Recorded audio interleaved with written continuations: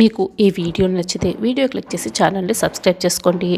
రఘురామ్ ఇదంతా ఆద్యనే చేసింది అని చెప్తాడు. ఇక అక్కడి నుంచే వెళ్ళిపోతాడు. ఆద్య అయితే అది విని చాలా బాధపడుతుంది. ఈలోపే ప్రవల్లిక ఇక ఒకతన్ని అరేంజ్ చేస్తుంది. అతను ఒక పామును తెచ్చి అక్కడ వదిలేస్తాడు. పామును చూసిన వాళ్ళందరూ కూడా పాము పాము అని అక్కడి నుంచి పరిగెడుతూ ఉంటారు. సీను ఆద్య చేపట్టుకొని మరీ పరిగెడుతూ ఉంటాడు. మధ్యలో మిస్ అవుతుంది. ఇక ఆద్య వేరొక వైపు, సీను వేరొక వైపు పరిగెడుతూ ఉంటారు. ఈలోపే ప్రవల్లిక అయితే కర్ర పట్టుకొని వస్తుంది. ఆద్య తలపై గట్టిగా కొడుతుంది. దాంతో ఆద్య అయితే ఇక కింద పడిపోతుంది. ప్రవల్లిక కర్రని అక్కడే పడేస్తుంది. మెల్లగా అక్కడి నుంచి వెళ్ళిపోతుంది. సరిగ్గా అప్పుడే రామలక్ష్మి అక్కడికి వస్తుంది. కింద పడి ఉన్న కర్రని చేతిలోకి తీసుకుంటుంది. ఏంటి కర్ర ఇక్కడ పడింది అని చుట్టూ చూస్తూ ఉంటుంది. దూరం నుంచి ఆద్య రామలక్ష్మి చేతిలో ఉన్న కర్రని, రామలక్ష్మిని చూస్తుంది. రామలక్ష్మిని తనని తలపై కొట్టిందని అనుకుంటుంది. ఇక బాగా బాధపడుతూ స్పృహ కోల్పోతుంది. ఒకతను ఏంటి ఇలా కింద పడుంది అని ఆద్యను చూస్తాడు. ఎవరి అమ్మాయిని అనుకుంటూ ఉంటే ఆలోపే ఇక అందరూ కూడా గుమ్మి కూడేస్తారు. అటుగా వెళ్తున్న సీను ఏంటి ఇక్కడ జనాలు ఉన్నారు అని వచ్చి చూస్తారు. అక్కడ ఆద్య రక్తపు మడుగులో పడి ఉంటుంది.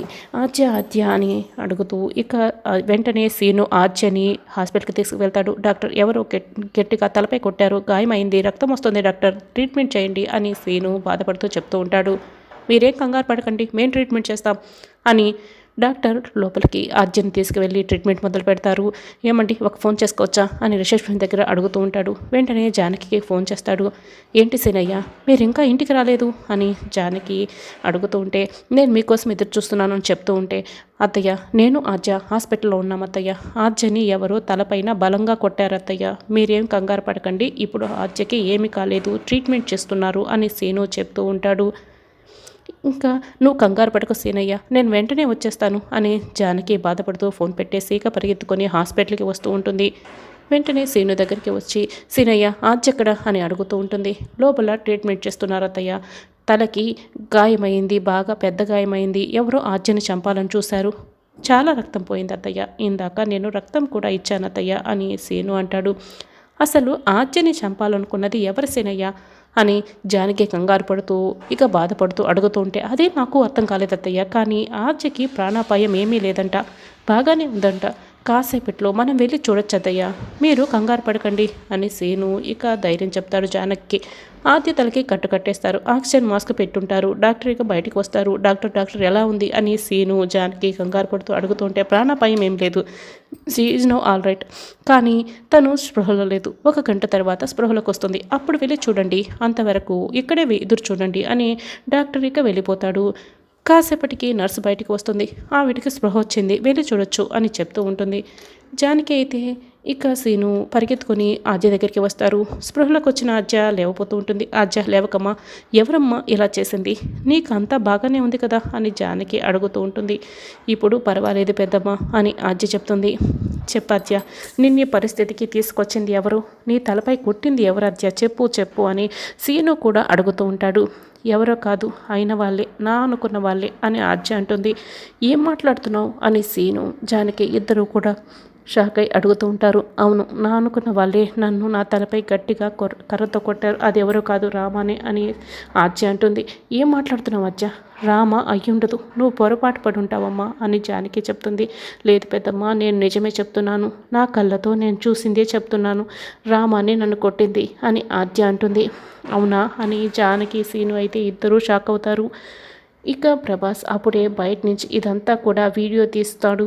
వెంటనే ఆ వీడియోని తీసుకువెళ్ళి ప్రవల్లికి చూపిస్తాడు. ఆ వీడియో చూస్తున్న ప్రవల్లిక అయితే చాలా సంతోషపడుతూ తన ప్లాన్ సక్సెస్ అయినందుకు చాలా సంతోషపడుతూ ఉంటుంది.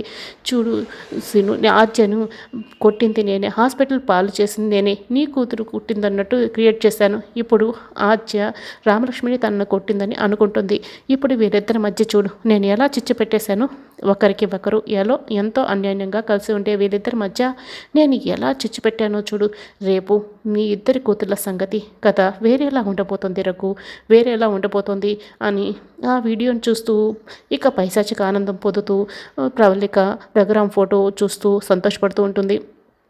ఇక రఘురామ్ వాళ్ళు ఇంటికి వస్తారు. రఘు నీ చేతుల మీదుగా పెళ్లి జరగాలని వాళ్ళు ఎంతగా ఎదురు చూస్తారు.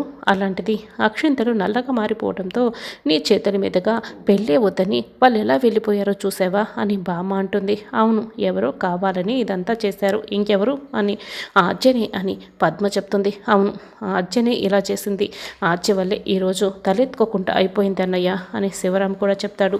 అవును రఘు, ఇదంతా ఆర్జ వల్లనే, నువ్వు ఏం చేశావని అసలు ఇలా చేస్తుంది ఆర్జ అని బామ్మకు చెప్తూ ఉంటే, ఆస్తి కూడా ఇచ్చేశారు, ఆ ఇంట్లో నుండి కూడా వచ్చేసాము, అయినా కూడా ఎందుకు ఆర్జ ఇలా చేస్తుంది అని శివరాం కూడా చెప్తూ ఉంటే, ఇంకా ఏంటి ఆర్జ ఇలా చేస్తున్నా కూడా ఆ జానకేమో ఆర్జని వెనకేసుకొస్తుంది, ఇదంతా కూడా జానకి వల్లే అని బామ్మ కూడా చెప్తుంది. ఏంటి నాన్నమ్మ అలా మాట్లాడుతున్నావు, ఆర్జ చేసిన పనికి అమ్మ ఏం తప్పు చేసిందని అమ్మని తప్పుపడుతున్నావు, అలా మాట్లాడుకున్నానమ్మా అని రామలక్ష్మి బాధపడుతూ ఉంటుంది. అప్పుడే జానకి గుమ్మం దగ్గరికి వచ్చి నిలబడుతుంది.